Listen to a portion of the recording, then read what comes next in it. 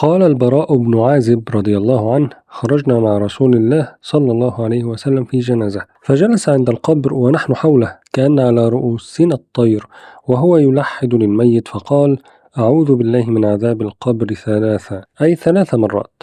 ثم قال: إن العبد المؤمن إذا كان في إقبال من الآخرة وانقطاع من الدنيا نزلت عليه ملائكة من السماء بيض الوجوه كأن وجوههم الشمس، معهم كفن من أكفان الجنة وحنوط من حنوطها، فيجلسون منه مد البصر، ثم يجيء ملك الموت فيقول: أيتها النفس الطيبة اخرجي إلى مغفرة من الله ورضوان، فتخرج تسيل كما تسيل القطرة من فم السقاء أو من في السقاء، فيأخذها، فإذا أخذها لم يدعوها في يده طرفة عين حتى يجعلوها في ذلك الكفن وذلك الحنوط، ويخرج منها كأطيب ريح وجدت على الأرض، فيصعدون بها، فما يمرون على ملأ من الملائكة إلا قالوا: ما هذه الروح الطيبة؟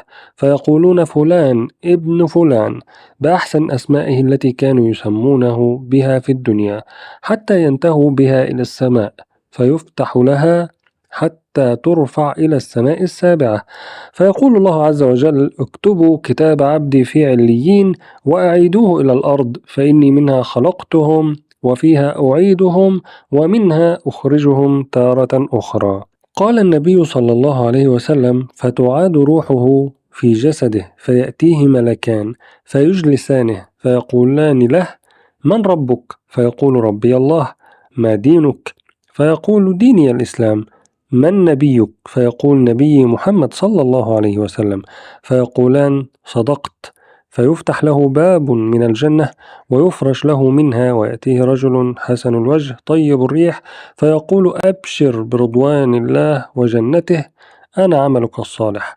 أما الكافر فإذا كان في انقطاع من الدنيا وإقبال من الآخرة نزلت إليه ملائكة غلاظ شداد معهم مسوح من النار، فيجلسون منه مد البصر، ثم يأتي ملك الموت فيقول: أيتها النفس الخبيثة اخرجي إلى سخط من الله وغضب، فتتفرق في جسده فينتزعها كما ينتزع السفود من الصوف المبلول، فتخرج تقطع معها العروق والعصب، فإذا خرجت لعنها كل ملك بين السماء والأرض، وتغلق دونها أبواب السماء، ثم يقول الله: اكتبوا كتابه في سجين وأعيدوه إلى الأرض، فتعاد روحه إلى جسده، فيأتيه ملكان فيقولان: من ربك؟ فيقول: ها لا أدري.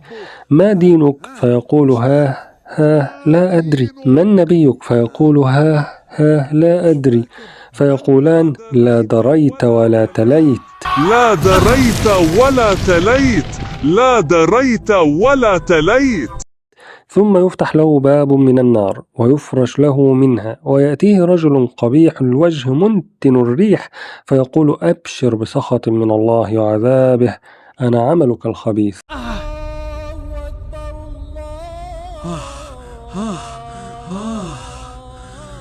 يا رب، يا رب اغفر لي وسامحني وتوب عليا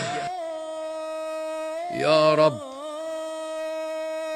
إلا الذين تابوا وأصلحوا وبينوا فأولئك أتوب عليهم وأنا التواب الرحيم.